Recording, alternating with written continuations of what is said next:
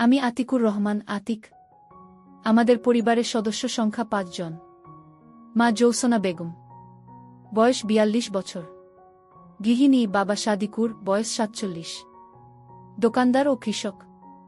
আমরা ২ ভাই ১ বোন। আমি আতিক, বয়স ২২ বছর, সবার বড়। এইচএসসি পাশ করে নিজেদের ক্ষেত খামারে কাজ করি, মাঝে মাঝে দোকানেও বসি। তারপর বোন আয়েশা, বয়স ১৭ বছর, এবছর এসএসসি পরীক্ষা দিবে। সবার ছোট আমির, বয়সও মাত্র ৫ বছর। সবাই জানত আমি ও আয়েশার পর বাবা মা আর সন্তান নিবে না। আমরা ২ ভাই বোন মোটামুটি বড় হয়েছি। এমন সময় আমার আম্মাজানের পেট ফুলতে লাগল। যখন ৬-৭ মাস, তখন তো মা লজ্জায় আমার সামনেই আসত না। মনে মনে তা দেখে আমি হাসতাম। যা হোক, সকালে ঘুম থেকে উঠে আয়েশাকে পড়তে বসায়, তারপর নাস্তা খেয়ে সাইকেলে করে তাকে স্কুলে দিয়ে আসি। স্কুল দূরে হওয়ায় নিয়ে যেতে হয়, আবার দুটের সময় নিয়ে আসি। আর আরেকটা কারণ আছে, তা হলো আয়েশার মতো সুন্দরী এ গ্রামে দ্বিতীয়টি নেই। আয়েশাকে দেখার জন্য রাস্তার ধারে বাজে ছেলেরা বসে থাকত। তা শুনে নিজেই ভাই হিসেবে দায়িত্ব কাঁধে তুলে নিলাম। আয়েশার সাথে প্রতিদিন আমাকে আসতে দেখে ছেলেপুলে নিরাশ হয়ে রাস্তার ধারে বসে থাকা বন্ধ করে দিল। কারণ এটুকু তারা বুঝেছিল যে আমার সাথে লাগতে এলে ২-৪ জনের হাড্ডি গুঁড়ো করে ছাড়ব। পুরো এলাকায় কুস্তিতে আমার সাথে কেউ পেরে উঠত না। আমাদের বাড়িতে ঘর ৬টা। উত্তরের বড় ঘরে বাবা মা ও তাদের সাথে আমির, পরেরটাতে আয়েশা, তার পরেরটাতে আমি। বাকিগুলো বন্ধ পড়ে থাকে, কেউ আসলে থাকে না হলে শস্য দানা ভরা থাকে। আয়েশা মাঝে মধ্যে আমার ঘরে এসে পড়াশোনা করে, কারণ দক্ষিণের জানালা দিয়ে সুন্দর হাওয়া আসে আর এদিকটা নিরিবিলি। আমিও তাকে পড়া দেখিয়ে দিই। সবই ঠিক ছিল, জীবনটাও ছিল শান্তির। হঠাৎ সব কেমন জানি হয়ে গেল। কারণ ২টো বই। বাড়িতে কারেন্ট নেই, কিন্তু দোকানে আছে। বাসার নোকিয়া মোবাইলটা বাবা দোকানে নিয়ে এসেছে চার্জ দেওয়ার জন্যে।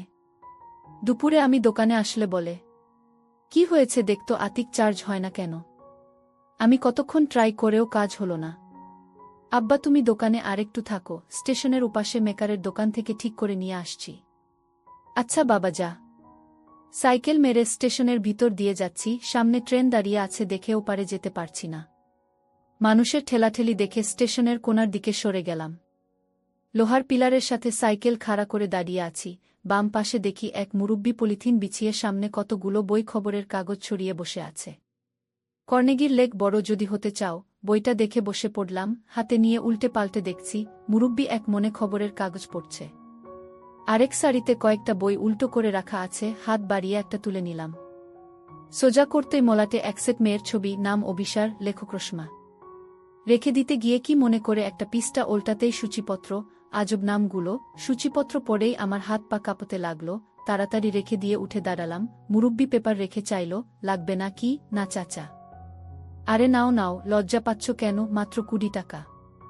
না কাকা, যায় বলে তাড়াতাড়ি সাইকেল নিয়ে ওখান থেকে সরে এলাম। ট্রেন যে কখন চলে গেছে সে খেয়ালও নেই। মেকার মোবাইল দেখে বলল, আজ হবে না, কাল এসে নিয়ে যেও। কয় টাকা লাগবে? ৮০ টাকা। আমার কাছে ৫০ টাকা আছে, তাই দিই না। ৫০ টাকায় হবে না, ৭০ টাকা দাও। ঠিক আছে, কাল দুপুরে টাকা নিয়ে আসব। এসো। মাথার ভিতর থেকে ওই বইগুলোর কথা বের হচ্ছে না। আবার স্টেশনে এসে মুরব্বির কাছে দাঁড়ালাম। দিব। কয় টাকা? একটা ২০, জোড়া ৩৫। জোড়া ৩০ দিবেন? ঠিক আছে নাও। টাকা দিলাম। মুরব্বি ২টো বই গোল করে পেপার দিয়ে মুড়িয়ে দিল। নিয়ে দ্রুত নিয়ে নিলাম। আব্বাকে বললাম, মোবাইল রেখে এসেছি, কাল ঠিক করে দিবে। বাবা খেতে চলে গেল। দোকানে চাখর লেগেই আছে দেখে মন চাইলেও বইগুলো বের করতে পারলাম না। দোকান থেকে স্কুলে গিয়ে আয়েশাকে নিয়ে বাসায় আসলাম। আমার ঘরে গিয়ে বই ২টো বিছানার নিচে লুকিয়ে রাখলাম। গোসল করে খেয়ে দিয়ে দরজা ঠেলে দিয়ে বই ২টো বের করলাম। দরজার ছিটকানি দিলাম না, দিন দুপুরে ছিটকানি দিলে খারাপ দেখায়। আমার ঘরে আয়েশা ও আমির ছাড়া কেউ আসে না। প্রথম গল্পটা পড়তেই নিজেকে হারিয়ে ফেললাম। একটা ছেলে তার বড় ভাবিকে নিয়ে কাহিনী। কেমন জানি অবাস্তব ধরনের গল্প। নিজে জীবনে কাউকে কখনো সেবা দেয়নি। কলেজে পড়ার সময় এক বান্ধবীর কমলা হাতে নিয়েছিলাম, এটাই যা অভিজ্ঞতা। তার মানে এই নয় যে সেবা দেওয়া কি জানি না, সবই জানি, সবই বুঝি। তবে এভাবে কখনো ভাবিনি। সব সময় ভেবেছি বিয়ে করলে বউ আসবে, সেই বুকে ইচ্ছে মতো দিব। কিন্তু এমন পাপ কাজ কিভাবে করে মানুষ আরে যা, আমি কি আবোল তাবোল ভাবছি, এগুলো তো শুধুই গল্প কাহিনী। এদিকে আমার নিচে গরম হয়ে গেছে। গল্প পড়ে আমার এমন অবস্থা হলো যে মনে হচ্ছে এখন সেবা দিতে না পারলে মরে যাব। সারা বিকেল পড়ে একটা বই শেষ করলাম। বই দুটো লুকিয়ে রেখে বের হলাম। উঠানে বসে মা আয়েশার চুলে তেল লাগিয়ে দিচ্ছে। ওড়না ছাড়া ডালিমের মতো লাগছে। ছি, আমি একটা অমানুষ, নিজে আপন ছোট বোনের দিকে কি নজরে তাকাচ্ছি। মা বলল, কি রে বাবা, শরীর খারাপ নাকি? না গো মা। খেতে গেলি না যে? এমনি শুয়েছিলাম, কাল যাব। আয়েশা বারবার আজ চোখে নিচের দিকে তাকাচ্ছে। ভাগ্যিস এখনো জিজ্ঞেস করে বসেনি, তাড়াতাড়ি পুকুরের দিকে চলে এলাম। মা খেয়াল করলে তো সবই বুঝবে, আয়েশা হয়তো বুঝেনি। সন্ধ্যার পরে আয়েশা আমার ঘরে আসলো পড়ার জন্য। ভাইয়া, কয়েকটা আঙ্ক বুঝিয়ে দাও তো। ভালো লাগছে না, নিজেরটা নিজেই করে নে। দাও না ভাইজা। বললাম না এখন যা। আয়েশা রাগ দেখিয়ে গট গট করে নিজের ঘরে চলে গেল। নতুন বইয়ের আরও দুটো গল্প পড়লাম। মা খেতে ডাকল। খাওয়ার সময় আয়েশা মাকে বলল, মা, ভাইয়ার কাছে পড়তে গেলে খালি তাড়িয়ে দেই। কেন রে বাবা, কয়েকদিন পর পরীক্ষা, একটু দেখিয়ে দিলে তো পারিস। বোনটা ভালোভাবে পাশ না করলে বিয়ে দিবি কিভাবে? পাশ করা লাগবে না, এখনই বিয়ে দিয়ে দাও। নিজে আগে করে দেখাও না, আমাকে নিয়ে পড়লে কেন? তোর বিয়ে না দিয়ে আমি করছি না। বাবা, কি শুরু করলি তোরা খাওয়ার সময়? বাবা, ভিয়াকে বলো না একটু অঙ্কগুলো বুঝিয়ে দিতে। ঠিক আছে ঠিক আছে, খেয়ে দে, আয় দিচ্ছি। বাবা আমার কথা শুনে মুচকি হাসল। ঘরে এসে শুয়ে আছি, আয়েশা আসছে না দেখে আবার বইটা বের করে পড়া শুরু করলাম। কয়েক মিনিটের মধ্যে আয়েশা এসে পড়ল, তাড়াতাড়ি বিছানার তলে ঢুকিয়ে রাখলাম। কি রাখলে ভাইজা? কিছু না, পড়তে বস। কেউ চিঠি দিয়েছে নাচকি? বেশি পাকনা পাকনা কথা না, তাহলে কি রাখলে? বললাম তো কিছু না।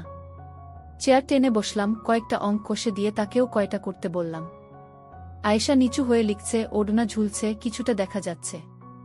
এক মনে দেখে চলছি, ইস কি সুন্দর। ছি, আবার আমি এসব কি ভাবছি? ভাবলে ক্ষতি কি? গল্পের মন্টু যদি তার বড় দিদিকে সেবা দিতে পারে, বিয়ে করে বউ বানিয়ে ফেলতে পারে, আমি ভাবলেই দোষ। ভাইজা, এই ভাইজা, এহু। কখন থেকে ডাকছি, কথা বলো না কেন? নিজের কাজ কর না, এত চিল্লাস কেন? কি হয়েছে তোমার, এমন করছো কেন? কিছু না, তোর অঙ্ক শেষ হয়েছে? হা, এই নাও দেখে। আচ্ছা তুই এখন যা, আমি ঘুমাবো। আয়েশা বই গুছিয়ে নিয়ে চলে যাচ্ছে, আমি আয়েশার দোলানো দেখছি। ইস কি সুন্দর আমার ছোট বোনটি। এমন সুন্দর একটা বউ যদি আমার হতো। না জানি এমন সুন্দর আমার বোনটাকে কে সেবা দিবে। ছি, আবার ভাবছি। অনেক রাত পর্যন্ত পড়ে বইটা শেষ করলাম। নিজেকে থামাতে না পেরে আয়েশাকে কল্পনা করে পানি ফেললাম। শেষে অনেক অনুতপ্ত হলাম। তারপরও শুয়ে শুয়ে আয়েশাকে নিয়ে কল্পনা করতে ভালো লাগছে, পারছি না ভাবা বন্ধ করতে। কখন ঘুমিয়ে গেছি জানি না। আজ শুক্রবার, আয়েশার স্কুল নেই, নাস্তা করে খেতে কিছু কাজ আছে দেখে রওনা দিলাম। অর্ধেক রাস্তা গিয়ে মনে হলো বই দুটো বিছানার নিচে রেখে আসা কি ঠিক হলো?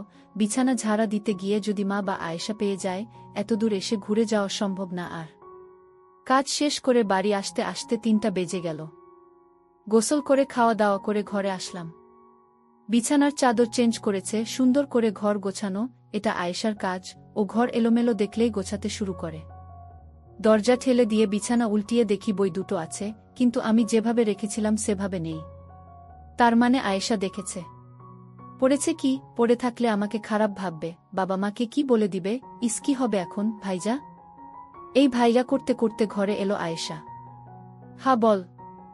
আমাকে একটু বাজারে নিয়ে চলো তো। কেন, দরকার আছে? কি দরকার সেটাই তো জানতে চাইছি। আমাকে বল কি লাগবে, এনে দিচ্ছি, তোর যাওয়ার দরকার নেই।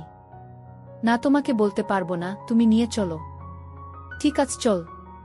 সাইকেলের পিছনে বসে ঘাড়ে হাত দিয়ে বসে পড়ল। একটু দূরে আসতেই মনে হচ্ছে আয়েশা সামনে চেপে বসল। এমন তো কখনো হয় না, আয়েশা তো নির্দিষ্ট দূরত্ব বজায় রাখে, আজ এমন করছে কেন? নাকি গল্প পড়ে তারও কুট কুট করছে? বাজারের কাছে চলে এলাম, আয়েশাও সরে বসল। আয়েশা কসমেটিক্স এর দোকানে ঢুকল, আমি বাইরে দাঁড়িয়ে আছি, তুই যা।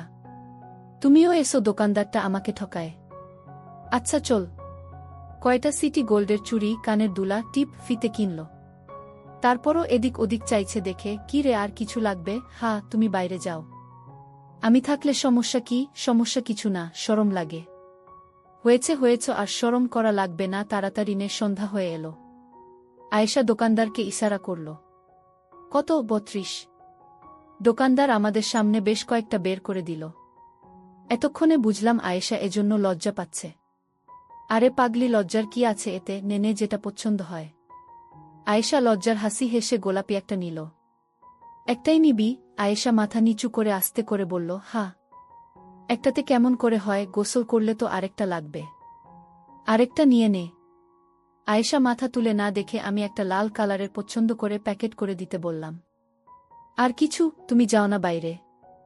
আমি মুখ আয়েশার কানের কাছে নিয়ে বললাম, দোকানদার তো আর জানে না যে আমি তোর ভাই, তাহলে এত লজ্জা পাচ্ছিস কেন? আর ব্যাটা যেভাবে তোকে দেখছে, আমি বাইরে গেলে তো আরো হা করে দেখবে। আমার কথা শুনে আয়েশা মুচকি মুচকি হাসতে লাগল। বুঝেছি তোর কি লাগবে, এই যে ভাই, এ দুটোর সাথে কালার মিলিয়ে দুটো নিচের গুলোও দিয়ে দেন। টাকা মিটিয়ে দিয়ে বাইরে এলাম। কিছু খাবি? না। চল গুড়ের জিলাপি কিনে আনি। জিলাপি নিতে নিতে মাগরিবের আজান দিয়ে দিল। তাড়াতাড়ি চলো ভাইয়া, না তো মা বকবে। আমি আছি না সাথে, কিছুই বলবে না। অর্ধেক রাস্তা এসে ফাঁকা জায়গা দেখে দাঁড়িয়ে পড়লাম। কি হলো? চল দুজনে একটু হাঁটতে হাঁটতে কথা বলি। মা বকা দিলে তুমি বুঝবে। সে বুঝবনি। ধীরে ধীরে হাঁটছি, কিভাবে যে বলি ভেবে উঠতে পারছি না। কি বলবে বললে না তো? দেখ, তোর সাথে বন্ধুর মতো দুটো কথা বলতে চাই, আশা করি ভুল বুঝবি না এবং কাউকে বলবি না। কি কথা? আগে কথা দে, রাগ করবি না বা কাউকে বলবি না। আচ্ছা ঠিক আছে, বলো। তুই কি আমার বিছানার নিচের বই দুটো দেখে ফেলেছিস? আয়েশা চুপ করে হাঁটছে। বল না, দেখেছিস? হ্যাঁ। পড়েছিস? না। মিথ্যে বলছিস কেন? ছি ভাইজা, তুমি এসব কি পড়ো? এসব কোথা থেকে পেলে? এমন খারাপ জঘন্য বই যে আছে তা আমার বিশ্বাস করতে কষ্ট হয়। পরশু দিন স্টেশনে পেয়েছি, কৌতূহল থামাতে না পেরে নিয়ে এসেছিলাম, পরে খারাপ দেখে পড়িনি, রেখে দিয়েছি। আমি নিজে দেখেছি তুমি পড়ছ। আচ্ছা বাদ দাও, পড়নি যেহেতু তাহলে রাখোর কি দরকার, পুড়িয়ে ফেললেই তো পারো। হ্যাঁ তাই করব। তুই প্লিজ কাউকে বলিস না। এটা কি কাউকে বলার মতো কথা? ধন্যবাদ। খালি ধন্যবাদ দিয়ে কাম হবে না, 2 দিন ওসব আজেবাজে পড়ার জন্য আমাকে পড়া দেখিয়ে দাওনি, সেটা পুষিয়ে দিতে হবে। ঠিক আছে ঠিক আছে, এমনভাবে এখন থেকে বুঝিয়ে দিব যে সবার থেকে বেশি নাম্বার পাবি। তাই মনে থাকে যেন। হা হা, মনে থাকবে। একটা জিলাপি খা। বাড়ি গিয়ে খাবনি। এখন খা না একটা। আচ্ছা দাঁড়া, আমরা দুজনে আজকে বন্ধু হলাম সেই উপলক্ষে মিষ্টি মুখ কর। হি হি, ভাই বোনে বন্ধু হয় নাকি? হয়তো গল্পতে পড়িসনি। কোনো গল্পতে? আয়েশার কথার টোনে বুঝা গেল গল্পের কথা ইশারা করছে। তুই যেটা বুঝেছিস। ইসছি, তুমি কি আমাকে সে গল্পের নায়িকা ভেবেছ নাকি? কেন, ভাবলে কি মহাভারত অশুদ্ধ হয়ে যাবে? ছি ভাইজা, তুমি অনেক খারাপ হয়ে গেছ। আয়েশার এমন কথায় মনটা দমে গেল, চুপ হয়ে গেলাম। চুপচাপ হাঁটছি দেখে। কি হলো? কিছু না। কথা বলছো না যে? চুপ করে রইলাম। রাগ করেছ ভাইজা আমার কথায়? না। তাহলে মুখটা গোমড়া করে রেখেছ কেন? চুপ। আচ্ছা ঠিক আছে, বন্ধুত্বের দাবিতে দাও তুমি খাইয়ে। আমি একটা জিলাপি বের করে আয়েশার মুখে তুলে দিলাম। অর্ধেক কামড়ে নিয়ে হাত থেকে বাকি অর্ধেক নিয়ে আমার মুখে তুলে দিল। আমিও হা করে নিয়ে নিলাম। চাঁদের আলো আয়েশার মুখের দিকে তাকাতে দেখি অবাক হয়ে চেয়ে রয়েছে। ওহ খোদা, আয়েশার মুখ এত গরম কেন? চল যাই, চলো। বাসায় এসে আমি আমার ঘরে, আয়েশা ওর ঘরে পড়তে বসল। আমি চুপচাপ শুয়ে রইলাম। কি করলাম এসব আমি তো সত্যি সত্যি আমার ছোট বোনকে কল্পনা করতে শুরু করেছি। নিজেকে মনে হচ্ছে প্রেমে পড়েছি। আমার প্রেমিকা আর কেউ নয়, আমার আপন মার পেটের বোন। সবাই মিলে খেতে বসে আয়েশাকে বললাম, খেয়ে দে, আমার ঘরে আয়, আজকে জ্যামিতি নিয়ে বসব। ঠিক আছে ভাইয়া, তুমি যাও, আমি পরে আসছি। কয়েকটা জ্যামিতি করিয়ে দিয়ে ওর দিকে চেয়ে আছি। কিছু বলবে ভাইজা? যদি খোলামেলা কিছু কথা বলি রাগ করবি? আমি তোমার বোন, এমন কিছু বলো না যে আমি ছোট হয়ে যায়। ওকে বাদ দে। কেন, বলো কি বলবে? যে উত্তর দিলি আর বলার ইচ্ছে নেই। আচ্ছা ভুল হয়েছে আমার, এখন বলো। না, তুই হজম করতে পারবি না। আরে বলেই দেখো পারি কি না। সত্যি তো? হা হা, সত্যি বলো। আমি মনে হয় প্রেমে পড়েছি। কার? যদি বলি তোর। কি যা তা বলছো? আমি তোমার বোন। তাতে কি হয়েছে? আমাদের প্রেম না হয় গোপন থাকবে। তোমার কি মাথা নষ্ট হয়েছে? আপন ভাই বোন কখনো প্রেম করে? আর সত্য এক সময় বের হয়েই পড়ে। তাহলে বইয়ের গল্পগুলো কি মিথ্যে? আমি কি জানি, প্লিজ ভাইয়া এসব বন্ধ করো। জানতাম হজম হবে না তোর। হজম হবে না তো কি আমি এসব কথা বলে বেড়াবো? একবার ভেবে দেখ কত মজা হবে। ভাবার দরকার নেই, এসব ভাবাও পাপ, যত নষ্টের গোড়া ওই বই, ও দুটো দাও আমাকে, এক্ষুনি পুড়াবো। বই পুড়ালে কি আমার মন শান্ত হবে? আয়েশা আমার হাত ধরে নিয়ে বলল, প্লিজ ভাইজা প্লিজ, আমি তোমার আদরের একমাত্র বোন, কিভাবে পারছো এসব বলতে? হয়তো আমার ভুল হচ্ছে রে, কিন্তু মনকে থামাতে পারছি না। কি করব বল? আমার কোনো বান্ধবীকে পছন্দ হয় বলো, আমি নিজে তোমাদের প্রেম করিয়ে দিব। আমার সব বান্ধবী তোমার জন্য পাগল। না, আমার শুধু তোকে ভালো লাগে। বুঝছো না কেন তা সম্ভব নয়? কেন, তুই কি কাউরির সাথে প্রেম করিস? না না, তাই বলে আপন ভাইয়ের সাথে প্রেম করব? একবার করে দেখো না। ছি, আমার আর তোমার সাথে কথা বলতে ভালো লাগছে না। এই বলে বই না নিয়ে হনহন করে আয়েশা ওর ঘরে চলে গেল। মনে মনে ভাবলাম, আমি কি এসব ঠিক করলাম? সুন্দর সম্পর্কে বিষ ঢুকিয়ে দিলাম, সব দোষ বইয়ের। বই দুটো নিয়ে বাড়ির বাইরে এলাম, এদিক ওদিক চেয়ে আগুন ধরিয়ে দিলাম। সম্পূর্ণ পুড়িয়ে ছাইগুলো ছিটিয়ে দিলাম। হাত মুখ ধুয়ে ঘরে ঢুকার সময় দেখি আয়েশার ঘরে হারিকেন জ্বলছে। ধীরে পায়ে হেঁটে ওর ঘরের সামনে এলাম, নিজেকে অপরাধী মনে হচ্ছে, দরজা ঠেলা দিতে খুলে গেল। আয়েশা বিছানায় উবুত হয়ে শুয়ে আছে। পাশে গিয়ে বসলাম। মাথায় হাত বুলিয়ে দিয়ে বললাম, বই দুটো পুড়িয়ে ছাই করে দিয়েছি, আর কখনো এসব বলবো না, আমার ভুল হয়ে থাকলে ক্ষমা করে দিস। আয়েশা উঠে বসে আমাকে কাছে টেনে ধরল। ছি ছি ভাইজা, তুমি বড়, তুমি ক্ষমা চাইতে পারো না? আমি কিছু মনে করিনি। আমি পিঠে হাত বুলিয়ে দিয়ে বললাম, তাহলে রাগ করে চলে এলি যে, আর পড়বি না? কয়টা বাজে? মনে হয় 9টা। হ্যাঁ পড়ব, চলো।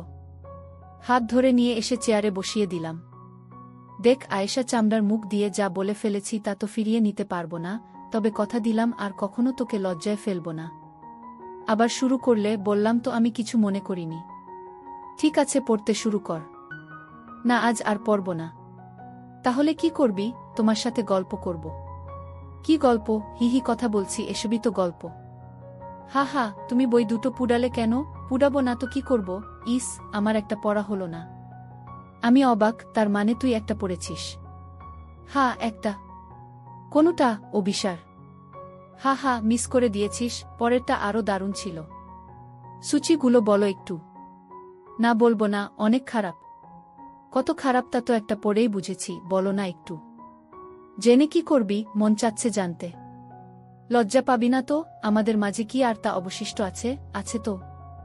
না, নেই। যদি না থাকতো তাহলে তুই আমার পছন্দ করে দেওয়া লাল পোশাক পরে এসে আমাকে দেখাতি, বলতি, দেখো তো ভাইজা কেমন হয়েছে। আয়েশা লজ্জায় দুহাত দিয়ে মুখ থেকে বলল, তুমি যে ভাইজা কিভাবে দেখায় বলো? বন্ধু মনে করে দেখাস? পারবো না ভাইজা। ঠিক আছে, না দেখাস, যেদিন পড়বি সেদিন শুধু বলিস যে আজ তোমার পছন্দ করে দেওয়াগুলো পড়েছি, তাহলেই হবে, উপর থেকে কল্পনা করে নিব। হি হি হি। হা হা হা। মুখ থেকে হাত নামা। বলবো সুচি, বলো। তাহলে আমার দিকে তাকা। বলো। বাসর ঘরে বুকে বলে থেমে গেলাম। কি হলো? পরে কিন্তু আমাকে দোষারোপ করতে পারবি না বলে দিলাম। ঠিক আছে, বলা লাগবে না, এই নাও খাতা, লিখে দাও। তাই দে, এটাই সহজ হবে। বাসর ঘরে বুকে সেবা দিতে গিয়ে শাশুড়িকে দিলাম। ইত্যাদি ইত্যাদি। এই নে পড়ে দেখ। খাতাটা আয়েশার হাতে দিয়ে বিছানায় কাত হয়ে শুয়ে পড়লাম। আয়েশা পড়ে মুচকি মুচকি হাসতে লাগল। হাসছিস কেন? মানুষ কি এতটা বলদ আছে যে বু বাদ দিয়ে শাশুড়ি? হি হি হি। গল্পটাতে বাসর ঘর অন্ধকার ছিল, আর বুটা ছিল ভীতু, তাই সে তার মার কাছে শুতে চলে যায়। তারপর পরেই বর ঢুকে বাসর ঘরে, এসে দেখে বু নেই, সে বসে বসে অপেক্ষা করে। শাশুড়ি ভাবে যায় জামাই বাবাজিকে বলে আসি। অন্ধকার ঘরে ঢুকতেই বর তাকে বু ভেবে শুরু করে দেয়। সে মহিলাও মোটামুটি তার মেয়ের মতো দেখতে, তাই বর বুঝতে পারে না যে এটা তার বউ নয়। আর শাশুড়ি ছটপট করলেও লজ্জায় কথা বলতে পারে না। সে বিধবা হওয়ার কারণে অনেক দিন থেকে বঞ্চিত ছিল, তারও ভালো লাগতে লাগে, দুজনে ইচ্ছেতে সব হয়ে যায়। একবার হওয়ার পর হঠাৎ বর লাইট জ্বালিয়ে দেখে এটা তার বউ নয়, শাশুড়ি। হি হি, দারুণ তো। আচ্ছা ভাইজা, তোমার সবচেয়ে কোনটা ভালো লেগেছে? তার আগে তুই বল, অভিসারের কোনো গল্পটা তোর ভালো লেগেছে? আগে তুমি বলো, তাহলে তুই বলবি। যাও, বলবো।